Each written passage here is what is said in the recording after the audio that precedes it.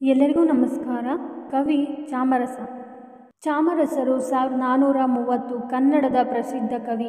ಇವರು ಪ್ರಭುಲಿಂಗ ಲೀಲೆಯ ಭಾಮಿನಿ ಷಟ್ಪದಿಯಲ್ಲಿ ಬರೆಯಲಾದ ಈತನ ಪ್ರಸಿದ್ಧ ಕಾವ್ಯ ಇಮ್ಮಡಿ ಪ್ರೌಢದೇವರಾಯರ ರಾಜಾಶ್ರಮದಲ್ಲಿದ್ದರು.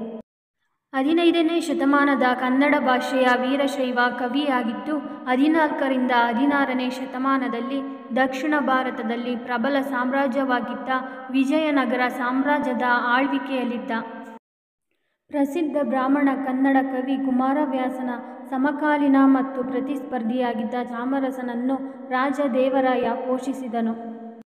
ನಡುಗನ್ನಡದ ಶ್ರೇಷ್ಠ ಕಾವ್ಯ ಎಂದು ಪ್ರಸಿದ್ಧವಾಗಿರುವ ಪ್ರಭುಲಿಂಗ ಲೀಲೆಯ ಕರ್ತೃ ವೀರಶೈವ ಕವಿ. ವಿಜಯನಗರದ ಪ್ರೌಢದೇವರಾಯನ ಕಾಲದ 101 ವಿರಕ್ತರಲ್ಲಿ ಗಣನೆಯಾಗಿದ್ದಾನೆ. ವೀರಶೈವ ವಾಚಾರ ಮಾರ್ಗ ಸಾರೋದ್ಧಾರ ಅನ್ಯಮತ ಕೋಳ ಅಳ ಎಂಬ ಬಿರುದುಗಳನ್ನು ಪಡೆದಿದ್ದ. ಈತನ ಸ್ಥಳ ಗದುಗು ಇಲ್ಲವೇ ನಾಗಣಾಪುರ ಎಂದು ಹೇಳಲಾಗುತ್ತದೆ. ಹರಿಹರ ರಾಘವಾಂಕರ ತರುವಾಯ ಐತಿಹಾಸಿಕ ವ್ಯಕ್ತಿಗಳನ್ನು ಕುರಿತು ಕಾವ್ಯ ಬರೆಯುವಲ್ಲಿ ಚಾಮರಸ ಅಗ್ರಗಣ್ಯ. 25 ಗತಿಗಳು ಮತ್ತು 1111 ಪದ್ಯಗಳನ್ನು ಒಳಗೊಂಡಿರುವ ಪ್ರಭುಲಿಂಗ ಲೀಲೆ ಮಧ್ಯಮ ಗಾತ್ರದ ಕಾವ್ಯ.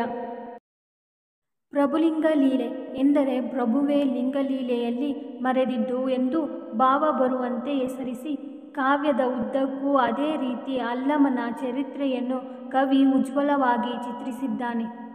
ತಿಳಿಗನ್ನಡ ತುಂಬಿದ ತೊರೆಯಂತೆ ನಿರರ್ಗಳವಾಗಿ ಹರಿಯುವ ಚಾಮರಸನ ಭಾಮಿನಿ ಷಟ್ಪದಿಯ ಶೈಲಿಯನ್ನು ಕುಮಾರವ್ಯಾಸನೊಡನೆ ಹೋಲಿಸಬಹುದಾದರೂ ಇವನ ಭಾಷೆ ನಯಗಾರಿಕೆಯಿಂದ ಕೂಡಿದೆ. ಚಾಮರಸನ ಪ್ರಭುಲಿಂಗ ಲೀಲೆ ಸಂಸ್ಕೃತ, ತಮಿಳು, ತೆಲುಗು ಹಾಗೂ ಮರಾಠಿ ಭಾಷೆಗಳಿಗೆ ಪರಿವರ್ತನ ಹೊಂದಿದ ಕೀರ್ತಿ ಪಡೆದ ಏಕಮಾತ್ರ ಕನ್ನಡ ಕಾವ್ಯವಾಗಿದೆ. ಚಾಮರಸ ಬರವಣಿಗೆಯು ಯೋಗ ಮತ್ತು ವೈರಾಗ್ಯದಿಂದ ತುಂಬಿತ್ತು. ಬಸವ ಕಲ್ಯಾಣಕ್ಕೆ ಹೋಗುವ ಮಾರ್ಗದಲ್ಲಿ ಅಲ್ಲಮ ಪ್ರಭು ಕೈಗೊಂಡ ಪ್ರಯಾಣದ ವಿವರಗಳು, ಬಸವಣ್ಣ, ಅಕ್ಕಮಹಾದೇವಿ, ಮುಕ್ತಾಯಕ್ಕ ಮತ್ತು ಸಿದ್ದರಾಮ ಸೇರಿದಂತೆ ಗಮನಾರ್ಹ ವೀರಶೈವ ಅತೀಂದ್ರಿಯರೊಂದಿಗಿನ ಅವರ ಸಂವಹನದ ವಿವರಗಳನ್ನು ಪುಸ್ತಕ ಒಳಗೊಂಡಿದೆ. ಕವಿಯ ವಿಷಯವಾಗಿ ಹೆಚ್ಚಿನ ಯಾವ ಮಾಹಿತಿಯೂ ಸಿಗದಿದ್ದರೂ ಆತ ಚಿತ್ರಿಸಿರುವ ಅಲ್ಲಮನ ಚರಿತ್ರೆಯನ್ನೇ ಆಧರಿಸಿ ಊಹಿಸಬಹುದಾದರೆ ಚಾಮರಸನು ತನ್ನ ಕಥಾನಾಯಕನಂತೆ ವಿರಕ್ತನೂ ಸಂಯಮಿಯೂ ಸಂಪನ್ನನೂ ಆಗಿದ್ದನೆಂದು ಊಹಿಸಬಹುದಾಗಿದೆ. ಧನ್ಯವಾದಗಳು. ಪ್ಲೀಸ್ ಲೈಕ್ ಮಾಡಿ, ಸಪೋರ್ಟ್ ಮಾಡಿ.